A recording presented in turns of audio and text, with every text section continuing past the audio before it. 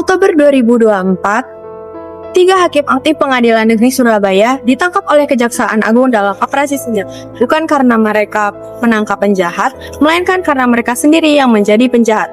Mereka memvonis bebas seorang terdakwa pembunuhan bukan karena tidak ada bukti, tetapi karena ada uang senilai 4,67 miliar yang berpindah tangan. Setahun sebelumnya, tepatnya tahun 2023, Ketua Mahkamah Konstitusi dicopot dari jabatannya, bukan oleh lawan politik, bukan karena demonstrasi, tapi oleh Majelis Kehormatan MK. Karena ia terbukti melanggar kode etik karena telah meloloskan keponakannya demi pemilihan presiden. 2 kasus, 2 lembaga, 1 pola yang sama. Hakim yang lupa siapa dirinya dan apa yang seharusnya ia jaga. Hari ini kita akan membedah semuanya, mulai dari landasan hukum profesi hakim, prinsip etika yang wajib dijunjung, larangan yang tidak boleh dilanggar, hingga 2 kasus terbaru yang mengguncang kepercayaan publik terhadap peradilan Indonesia.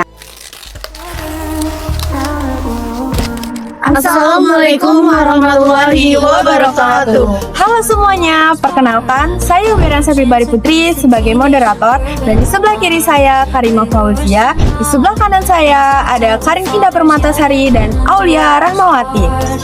Di sini kami akan mengajak teman-teman semua untuk memahami lebih dalam mengenai etika profesi hakim.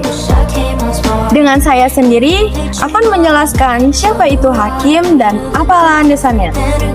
Selanjutnya, Karimah akan menjelaskan 10 prinsip etika hakim, dan Aulia akan menjelaskan larangan keras bagi hakim. Dan yang terakhir, Karin akan memberikan 2 contoh yang diambil dari analisis kasus perkara faktual. Selamat menyaksikan. Sebelum kita berbicara soal pelanggaran, kita harus pahami dulu siapa sebenarnya hakim dalam sistem hukum Indonesia dan apa yang mengatur profesinya. Hakim adalah pejabat negara yang menjalankan kekuasaan kehakiman, yakni kekuasaan yang merdeka untuk menegakkan hukum dan keadilan. Sebagaimana diamanatkan pada pasal 24 ayat 1 Undang-Undang Dasar 1945, kata merdeka di sini bukan sekadar retorika. Ia bermakna bahwa hakim harus bebas dari tekanan siapapun, eksekutif, legislatif, media, massa, bahkan atasan sekalipun. Inilah yang disebut independensi yudisial, syarat mutlak bagi tegaknya negara hukum. Profesi hakim diatur oleh 3 instrumen hukum utama. Pertama, Undang-Undang Nomor 48 Tahun 2009 tentang Kekuasaan Kehakiman, yang menegaskan hakim wajib menggali nilai-nilai hukum yang hidup dalam masyarakat. Yang kedua, Undang-Undang Nomor 3 Tahun 2009 tentang Mahkamah Agung dan Undang-Undang Nomor 49 Tahun 2009 tentang Peradilan Umum, yang mengatur kedudukan hakim secara kelembagaan. Yang ketiga, dan ini yang paling operasional, Kode Etik dan Pedoman Perilaku Hakim atau KEPPH, yang ditetapkan melalui SK bersama Mahkamah Agung dan Komisi Yudisial nomor 047-KMA-SKB-5-2009.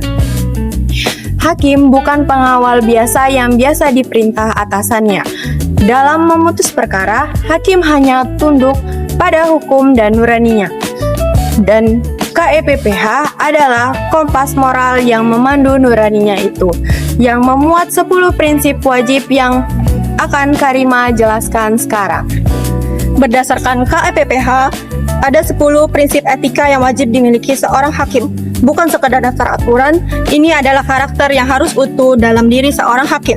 Yang pertama yaitu berperilaku adil, memutuskan berdasarkan fakta dan hukum semata, bukan simpati, tekanan, atau kepentingan pribadi. Yang kedua, ada berperilaku jujur, yaitu transparan dalam proses, tidak memanipulasi data, dan tidak menyembunyikan pertimbangan yang seharusnya diungkap. Yang ketiga, berperilaku arif dan bijaksana, yaitu mempertimbangkan dampak putusan bukan hanya bagi para pihak, tetapi juga masyarakat luas. Yang keempat, bersikap mandiri, yaitu bebas dari tekanan siapapun. Inilah inti dari independensi yudisial yang tadi Wira singgung. Kelima, berintegritas tinggi, yaitu konsisten antara pikiran, ucapan, atau tindakan, baik di dalam maupun di luar ruang sidang. Keenam, bertanggung jawab, yaitu setiap putusan harus dipertanggungjawabkan secara hukum dan moral. Yang ketujuh, yaitu menjunjung tinggi harga diri, tidak merendahkan martabat profesi dengan berperilaku tercela. Kedelapan, berdisiplin tinggi, yaitu patuh pada hukum acara, tidak menunda perkara tanpa alasan yang sah, karena justice delayed is justice denied. Kesembilan, berperilaku rendah hati, tidak menyalahgunakan kewenangan, karena hakim memiliki kekuasaan yang besar. Justru karena itu, ia harus semakin rendah hati. Yang ke-10, bersikap profesional, yaitu terus meningkatkan kompetensi hukum. Hakim yang berhenti belajar adalah hakim yang berbahaya. 10 prinsip ini bukan sekedar kewajiban formal, ini adalah identitas seorang hakim. Dan ketika salah satunya dilanggar, seperti yang terjadi pada kasus-kasus yang akan kita bahas, seluruh bangunan kepercayaan publik terhadap peradilan bisa runtuh. Dari 10 prinsip itu, lahirlah sejumlah larangan keras yang tidak boleh dilanggar hakim dalam keadaan apapun. Ini bukan sekedar pantangan moral, melainkan ketentuan hukum yang pelanggarannya bisa berujung pemecatan bahkan pidana. Yang pertama, larangan paling fundamental. Hakim dilarang keras menerima suap, gratifikasi, ataupun pemberian dalam bentuk apapun dari pihak yang berperkara, baik secara langsung maupun melalui perantara, baik berupa uang, barang, fasilitas, maupun sekedar janji. Tidak ada pengecualian, tidak ada uang terima kasih. Yang kedua, larangan hakim berkomunikasi secara sepihak. Dalam hukum disebut ex parte communication, dengan salah satu pihak berperkara di luar persidangan tanpa sepengetahuan pihak lain. Yang ketiga, hakim dilarang memutus perkara yang di dalamnya terdapat konflik kepentingan. Jika hakim memiliki hubungan keluarga, bisnis, ataupun hubungan lain yang berpotensi mempengaruhi objektivitasnya, ia wajib mengundurkan diri dari perkara tersebut. Kewajiban ini disebut inhibisi. Yang keempat, larangan hakim dilarang merangkap jabatan sebagai pengurus partai politik, penjabat eksekutif, maupun advokat. Yang kelima, hakim dilarang bersikap diskriminatif. Setiap pihak, kaya atau miskin, penjabat atau rakyat biasa, wajib diperlakukan setara di hadapan hukum. Yang keenam, hakim dilarang membocorkan isi putusan sebelum diucapkan resmi dalam sidang terbuka. Yang ketujuh, hakim dilarang menggunakan informasi rahasia jabatan untuk kepentingan pribadi ataupun pihak ketiga. Semua larangan ini berpangkal pada satu prinsip, hakim harus steril dari kepentingan apapun selain keadilan. Dan ketika larangan-larangan ini dilanggar, persis seperti yang Karin akan ceritakan, akibatnya tidak hanya menimpa para pihak di persidangan, tetapi mencederai keadilan seluruh bangsa. Apa yang Aulia jelaskan bukanlah teori semata. Mari kita lihat dua kasus nyata terbaru yang membuktikan betapa seriusnya konsekuensi pelanggaran etika hakim di Indonesia.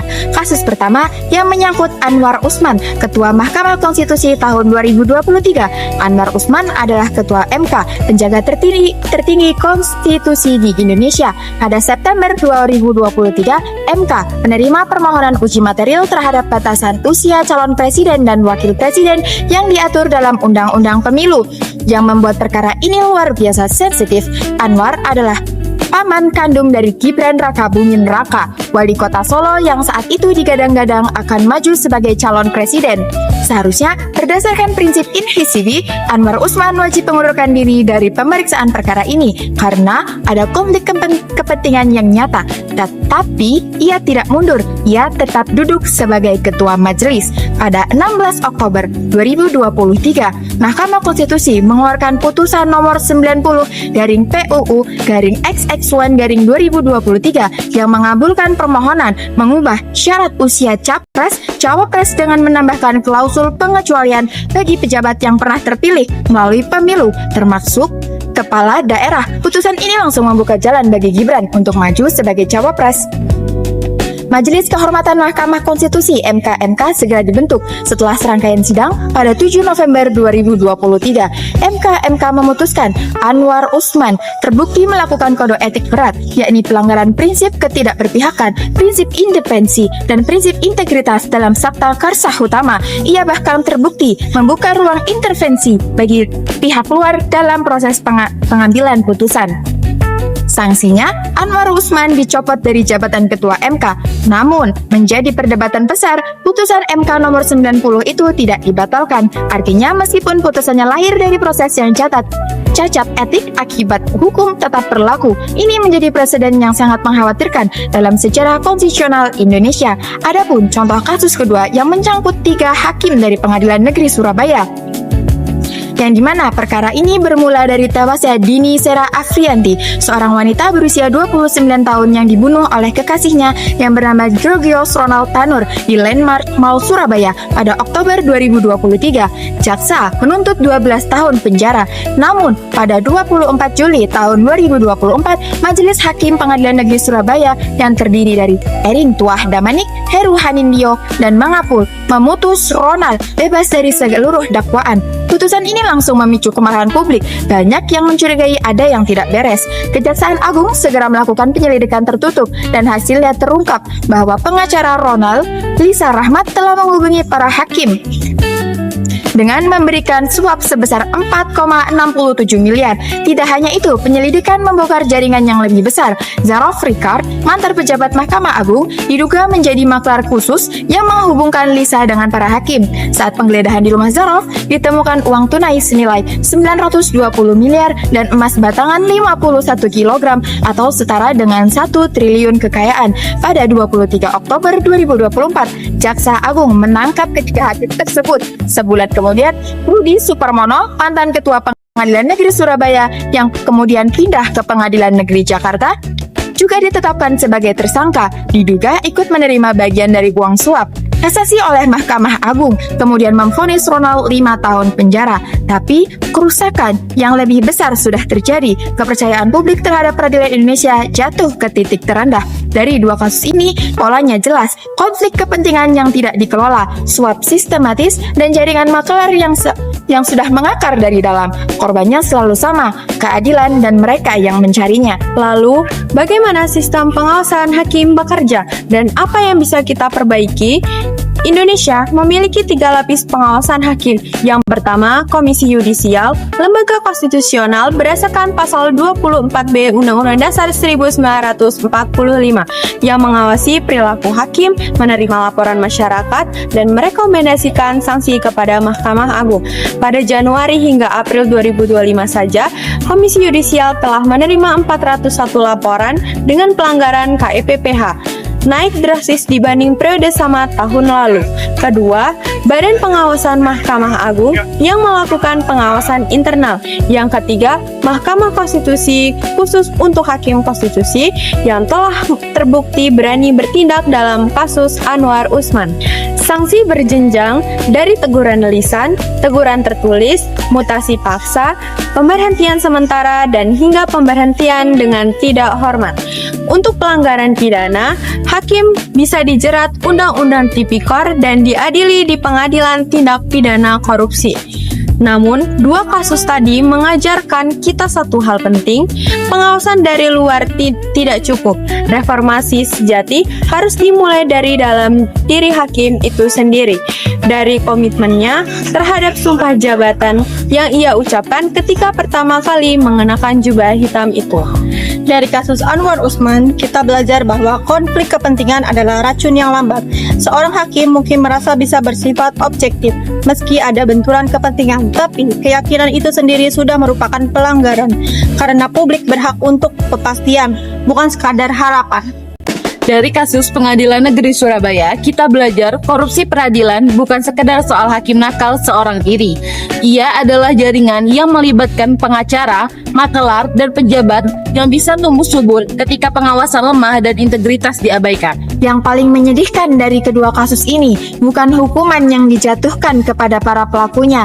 Yang paling menyedihkan adalah ada seorang perempuan bernama Dini Sera yang tidak pernah mendapatkan keadilan di tingkat pertama. Ada jutaan rakyat yang bertanya, jika hakim saja bisa dibeli, kepada siapa lagi kami harus percaya? Maka, bagi kita yang hari ini sedang belajar hukum, ingatlah ini, hukum tanpa integritas hanyalah kumpulan kata-kata, dan hakim tanpa etika hanyalah seseorang yang memakai jubah. Profesi hukum adalah panggilan moral. Seorang hakim adalah wali terakhir keadilan bagi mereka yang tidak punya siapa-siapa selain hukum. Jangan pernah mengkhianati kepercayaan ini. Baiklah, telah sampailah di penghujung video. Terima kasih sudah menyaksikan. Mohon maaf jika terdapat kesalahan. Kami akhiri. Wassalamualaikum warahmatullahi wabarakatuh. See you.